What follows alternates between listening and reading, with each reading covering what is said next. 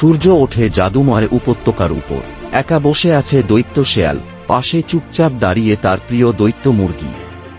Flashback, ছোট শেয়াল আহত হয়ে পড়েছে। গাছের আড়াল থেকে এগিয়ে আসে ছোট দৈত্য মুরগি। মুরগি তার ক্ষত দেখছে, আলতো ঠোঁটে তুলে দেয় বন থেকে আনা ওষুধ। শেয়ালের চোখে কৃতজ্ঞতা। দুজন একসাথে খেলে, দৌড়ায়, লাফায়, হাসে। মাঠে তাদের আনন্দের শব্দ ছড়িয়ে পড়ে। শেয়াল গল্প বলে খরগোশের, আর মুরগি বলে তার গ্রামের কাহিনী। তারা মন দিয়ে শোনে একে অপরকে। এক রাতে ঝড় শুরু হয়। ঠান্ডায় কাঁপে মুরগি। শেয়াল তার লেজ দিয়ে ঢেকে দেয় তাকে। বনের মধ্যে এলাকার লোকজন আসে ফাঁদ নিয়ে। শেয়াল আর মুরগি নিঃশব্দে লুকিয়ে থাকে। চাঁদের আলোয় একসাথে দৌড়ে পালায় তারা। কুয়াশার ভিতর দিয়ে যায়, হৃদয়ের সাহসে ভর করে। এক খোলা প্রান্তরে দাঁড়িয়ে শেয়াল চাঁদের দিকে ডাকে। পাশে মুরগি গায় তার নরম সুর। গহীন খাদে পড়ে যায় শেয়াল। মুরগি উড়ে গিয়ে আনে লতা, বাঁচায় বন্ধুকে।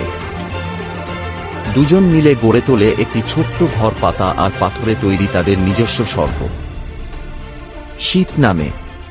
তারা একসাথে জড়িয়ে বসে। শেয়ালের লোম আর মুরগির পালকে খুঁজে পায় উষ্ণতা। শেয়াল অসুস্থ। মুরগি ছুটে যায় বনজুড়ে, খুঁজে আনে লাল ফল, জীবনের আশার মতো। ধীরে ধীরে চোখ মেলে শেয়াল, বলে, তুমি কখনোই আমাকে ছাড়োনি। মুরগির চোখে অশ্রু। বছর পেরিয়ে যায়। তারা বৃদ্ধ। চুল আর পালক রূপালী, কিন্তু বন্ধুত্ব অটুট। ছোট ছোট প্রাণীরা আসে তাদের গল্প শুনতে। তারা শেখে ভালোবাসা মানে একে অপরকে ধারণ করা। শেষ হাঁটা চেরি ফুলের নিচে। মুরগি হেলে পড়ে শেয়ালের গায়ে। তারা চুপচাপ কিন্তু শান্ত। তারা বসে প্রিয় টিলায়। বাতাসে ভেসে চলে তাদের জীবনের গল্প।